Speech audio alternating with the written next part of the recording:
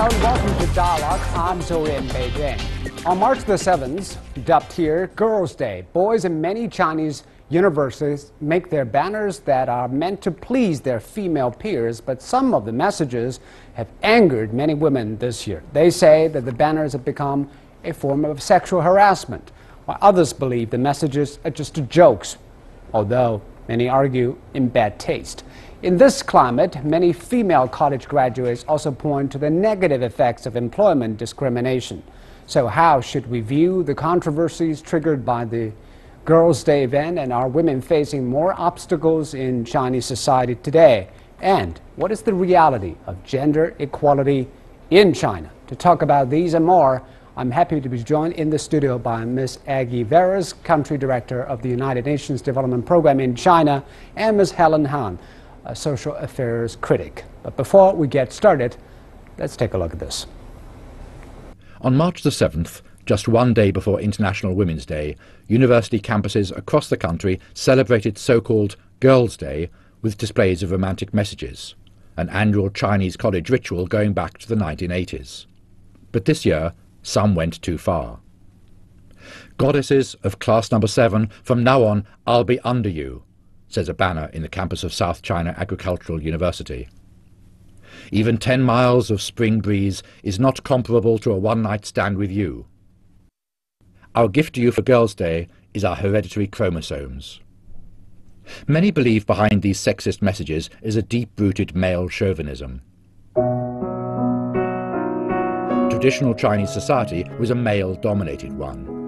Women were excluded from social life.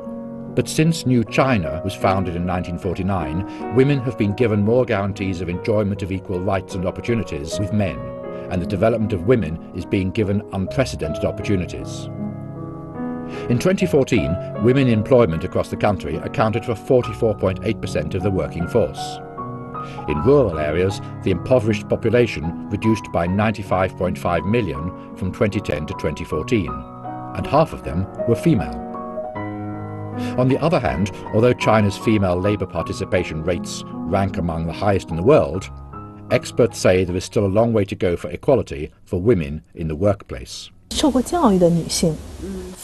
Women with higher degrees tend to be stereotyped. Employers consider them less employable than men, and that their priorities would be married and having children. On March the 1st, China's first national law against domestic violence came into force, a further step forward in protecting women's rights. But discrimination takes subtler forms, and bias dies hard. Many argue that more needs to be done to promote people's awareness of gender equality. To begin with, the well-educated male college students should be taught to make banners with more respect for their female counterparts on Girls' Day. So welcome to Dialogue. Let's talk about the Girls' Day event. It draws some controversies because some boys put up slogans that might be suggestive of sexism. Others say it's just jokes in bad taste. First of all, what do you think of this news story? And does it say anything about the gender problem here in China? Helen? Well, I think it's good. Maybe it's not that mainstream, to have those, sexual, related banners. It's just a flow, we should watch and see, what direction it is going on. But in my opinion, I think, the boys and girls in the universities definitely need to be trained, to be how to be a good gentleman or ladies equally. They kind of lack this kind of education or training to take more responsibilities, not just, to do some sweet activities or even propose during the Girls' Day, but to do more activities associated to their responsibility, independence, as well as other good virtues. Because some of these slogans, for example, boys saying to the girls, forget your careers, just marry me, you will become happy. And this kind of slogans, does it say anything about the social atmosphere, about how we are treating the female gender? Yeah, I think the idea of a Girls' Day or Women's Day is a very good idea, but it comes from the fact that we'd like to promote and we like to remind people about gender equality. So when this day is turned around to strengthen or reinforce social stereotypes, that the very stereotypes that we actually want to overcome, I think that's when it signals that we need to do more advocacy, more understanding within the society what gender equality means and why we want to remember these ideas on Women's Day or on Girls' Day. What is your general assessment of women's status in this country compared to men's? Because I think we've covered a long distance. Just a century ago, probably China was the worst place to be born female. There were child trafficking, there were child marriage and foot binding. Now those things were passed. That's right. I think China has come a long, long way in terms of gender equality and trying to strengthen the role of women and promote the right role of women and girls. I think there are still a few challenges to overcome to reach the dream of Planet 50-50, as it's called, which is to have gender equality of 50-50 percentage between men and women by 2030, as President Xi also noted. So the main issues really remain about the access and opportunities for women when it comes, for example, for participation in the labor force and equal pay for employment. And if we manage to address just those issues, it will take some of the other challenges that relate to the perception of women and related to that further as well. So why do we still have problems, like you said, equal opportunities for women in terms of employment and education? It's not a China issue only, it's a global issue. I would address that way.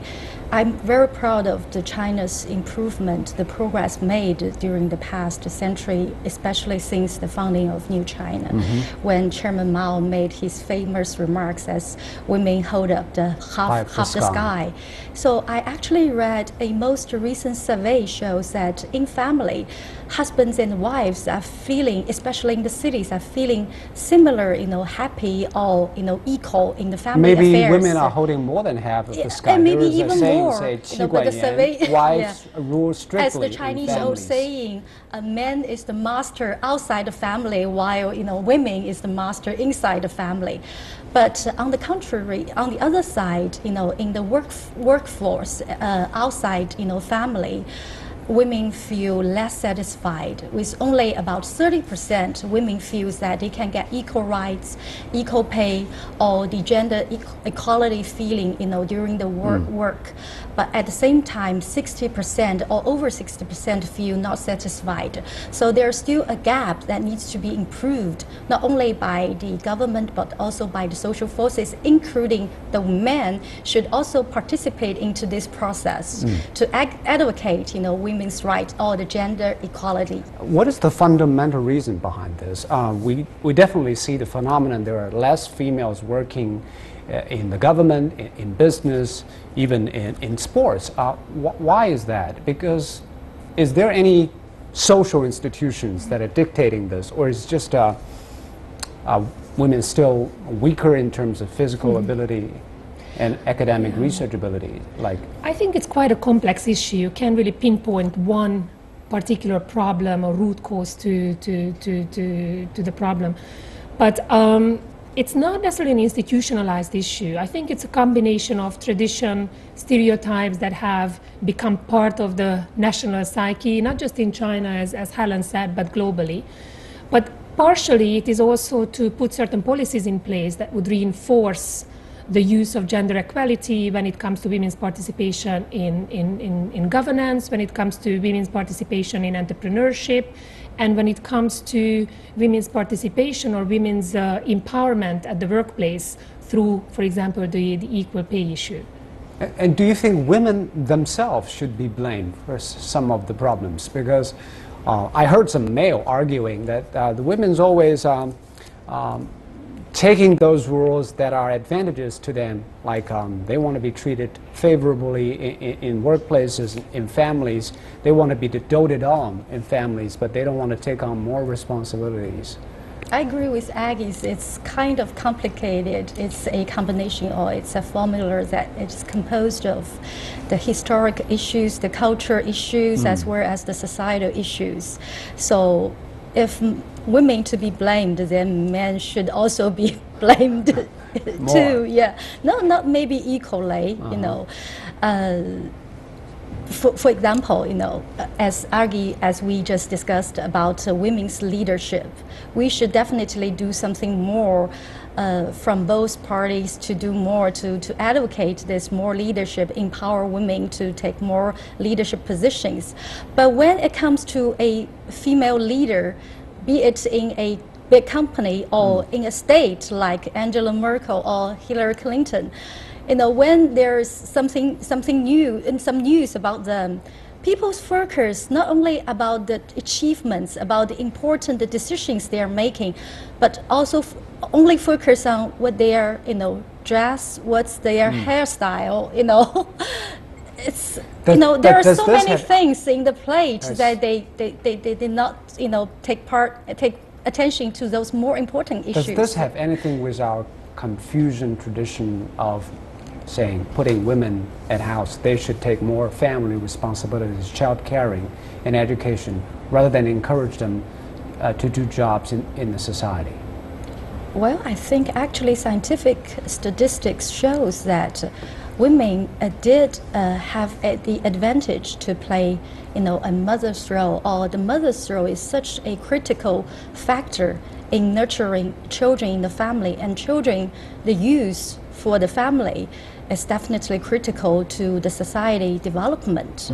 So I think there's nothing to blame about. It's just like the balance or division of women and men's role. So that's one of the reasons family, why but women also are taking more responsibilities, educating their child, rearing their child. They can't have enough time to go outside and do well professionally. Is that one of the reasons? Well, I think this comes down to that we want to talk about gender equality versus women's rights solely, because what I find interesting is most of the time when we talk about women's rights or gender equality, we talk to the women. So in a way, we preach to the choir that's already converted. When you look around in Women's Day receptions, you only see women. So I think it's very important to bring the men into this discussion so that they can also have the women to have the choices and have the opportunities to decide if they would like to devote their time to the family and rearing the children, or they would like to explore other potentials that they may have and share the burden and balance of the family life with the husbands and with the rest of the family. And do you think the girls, most of the girls, have changed their mentality in this way? Because many of the girls want to have a good marriage so that they can have a better life. It seems that the goal in their life is to have a good husband and a good family. That's still very prevalent in China.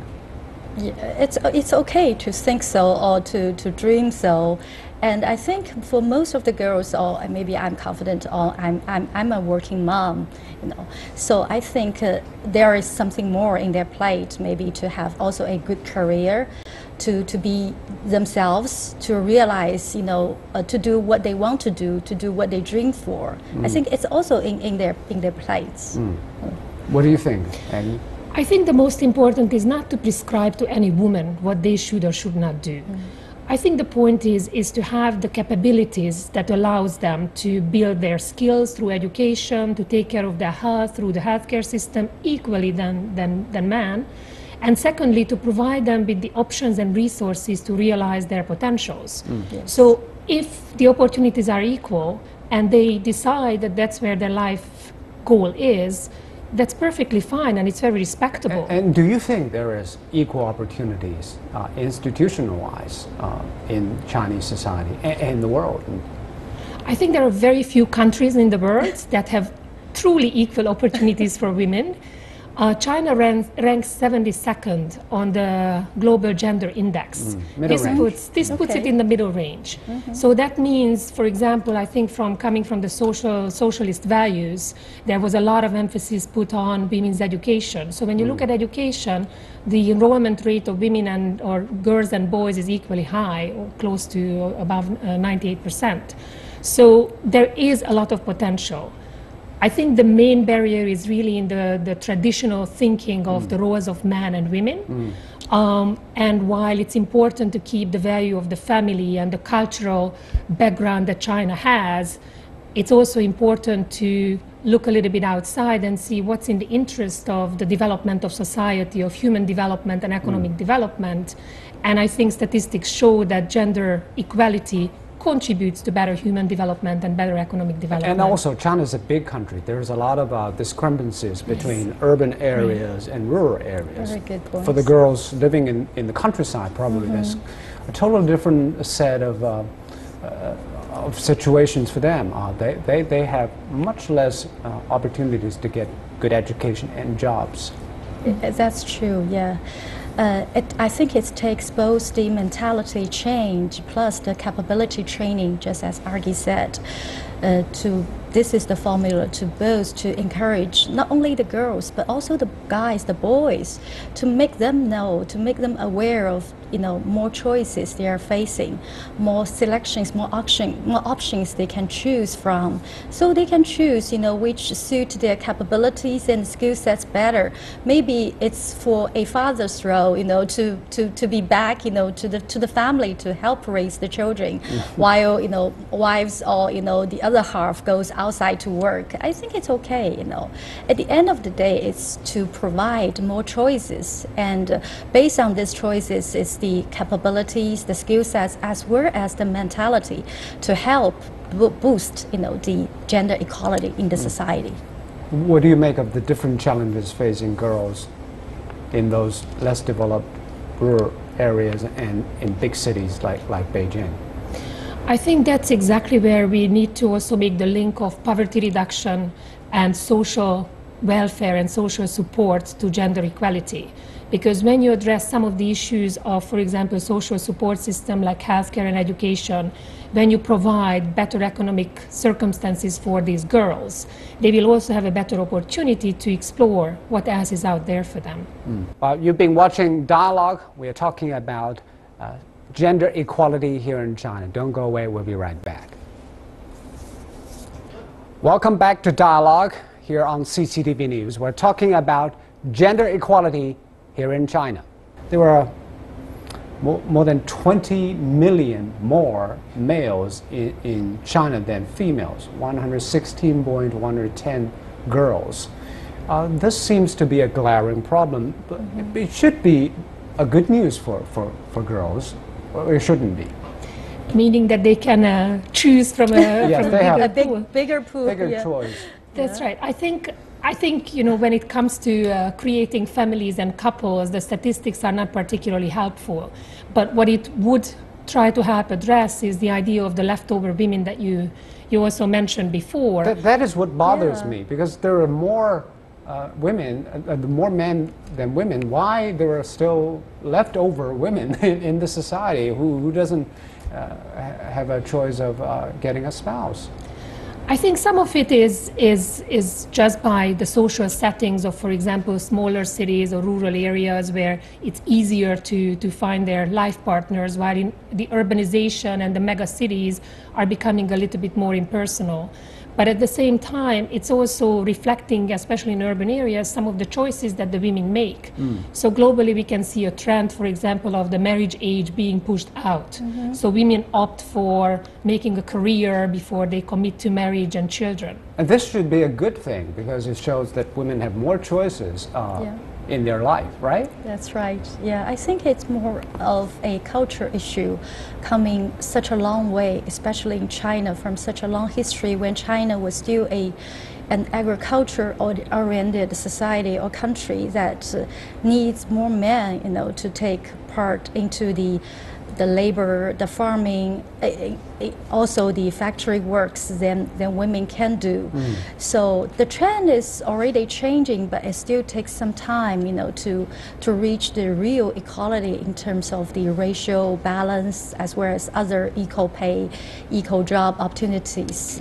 But it's just the flow that we need to follow, and during the flow, during the process, we can do, the government, the institutions, the NGOs, as well as women and men themselves can help with the trend, to push for this balanced situation at the same time. But already we have this imbalance. Will that become a big social problem? A lot of young males who don't have a marriage, will that be a big problem?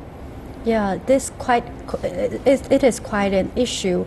At the same time, on the other side, as you pointed before, there are so many leftover women, successful career, leftover women in the cities.